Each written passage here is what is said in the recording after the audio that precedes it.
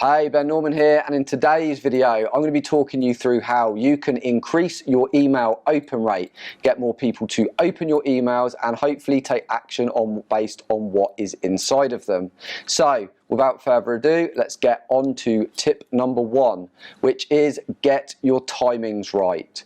There's no point crafting the most perfect email and sending it out at midnight if none of your users are around at that time, if that is not the ideal time for them to receive your email and take action. For example, if the ideal time was kind of 9 in the morning, somebody just kind of rocks up at work, opens their email, all their emails come flooding in. If you've sent yours at midnight the night before, it's probably going to be way down the list in kind of no man's land. So you'd want to send that so it's received at like 8, half 8. But if you look in your email analytics, it will show you the best time based on the trends of when you send emails. It will show you the times that people tend to open and take action on it. You can look at the actions performed on those emails and see at what time they were kind of responded to or actions were taken. And based on that, you can decide what the best time to send your emails at are. So don't just craft an email and hit send. Make sure you're scheduling it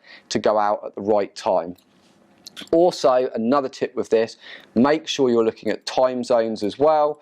A lot of providers now, you can send it based on that user's time zone. So instead of sending them all at say 8 AM Greenwich Mean Time, you can send them at 8 AM specific to where that person is based and what time zone they are in. So although you'd be sending them all at different times, they'd be receiving them at the right time for their time zone. So I hope that's clear. Tip number 2, use curiosity piquing subject lines. The subject line is the main driver of your email. It's going to be the thing that jumps out, the title that shouts, open me. So you need to make sure that this isn't just something bland like this month's email or email for Monday or something really generic. You need to have it, especially if it can kind of pique their curiosity. The main driver though of that subject line is just to get them to click on that email and open it. That is the main driver of that. So don't get too carried away with it. Just make sure that it is good enough to get them to click on it and open your email. Tip number 3, personalize. This is really easy to do based on, when people sign up to your list, normally you will capture their first name. Make sure you're using it. You can use it in the subject line instead of like, hey, I can't believe this happened with this. It could be, hey, first name. So it's like, hey Ben, hi John. When people see their name, they're drawn towards it. It's their name. It's more personalized towards them. You've got a higher chance of them clicking it. So make sure you're utilizing the personalization options that you've got within your various email platform. So the next tip, segment your list. You do not want every email you send to go to every person on your list. You want to make sure that you are segmenting your list well so that people are only getting emails that are relevant to them. So if you sell different sections of products, photography, mobile phones, home entertainment, whatever it is, try and segment these down, because someone that's interested in photography is not necessarily going to be interested in mobile phones. So the more granular you can get with your segmentation, the more you're going to ensure that from a conditioning point of view, people know when they see emails from you or your business hit their email box, they're relevant and actually they enjoy reading them. There's something in there that's of value to them. Tip number 5, avoid pretty templates. You want to keep it predominantly text-based. When people receive emails from people that they normally open and read, they are mainly text-based. They might include the odd image, but they are not your typical sales-based email template where it's just lots and lots of imagery and some pretty text. People just kind of zone out from that.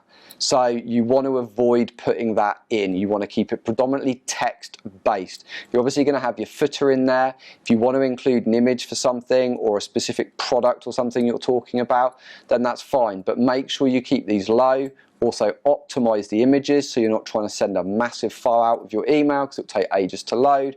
You want to kind of optimize the image file to keep the file size low. But make sure that you are keeping those emails to a text-based kind of layout, and you're not cluttering it full of images so it doesn't look like a salesy, spammy email, because people won't open it. And that is if you can get through your internet service provider's spam filters, because normally with things like Gmail, you're just going to end up getting put into promotional and nobody checks in there, so you don't want to end up in there. So tip number 6, give value. Do not let your emails just be thin or promotional all the time. You need to be giving value so that as people receive more and more of your emails, they get used to the fact, like I've said before, that when they receive your email, there's something of value to them in there, that it's worth them opening it. Because we've already gone through the tactics of personalizing, making sure your subject lines are on point. But if you continually send out generic emails that offer them no value at all, they'll unsubscribe at worst, well at best. Worst, they just won't open your emails because you'll condition them that actually your emails are generic nonsense that don't really provide them any value, so there's absolutely no point them opening them. So regardless of your catchy subject line, they're just not going to click on it because they're going to see it's from you and go, there's no point, they're a load of rubbish anyway. So this then affects your open rates, and then this then feeds back in to your deliverability, and you just don't want those problems. So make sure you're adding value with every email. So before we get on to the next tip, I'd love to know, what do you do to maximize your open rate, or do you even track it? Let me know in the comments below, yes or no. Do you actually track your open rates, or are you just generally looking at another metric? If so, what is it? Let me know in the comments below, and let's get on to the next tip. Tip number 7, split test. So you've created a cool snazzy subject line or something that you think is quite cool that's going to get opened, or maybe you've got 2, then just send out a split test. But send the split test out to a very small number of people. So send the split tests out to a small number of people and set it so that whichever one wins, you send the remainder of those people with the subject line of the one that won. So instead of sending, say, half the list to one, half the list to another, send a small proportion to one subject line, a small proportion to the other, and then whichever one wins, have it automatically send the rest of the list to that. Because then this, again, if you've got, if one's got twice the conversion rate or twice the open rate of the other one, then you're going to get twice as many people from your list open your email, which is very worthwhile for taking a couple of minutes just to set up a quick split test. So don't overlook the power of split testing, but don't just split test half and half the list. Small proportion, and then send the rest of the list, the big part of the list, to the people, to the subject line that won the split test. So tip number 8, re-engage. If somebody's kind of dropped off the ball, they've not really opened the last couple of emails from you, instead of just basically taking them off the list, marking them as do not send, take them off into another flow. Take them into a kind of a warm-up kind of segment where you can kind of re-engage that person.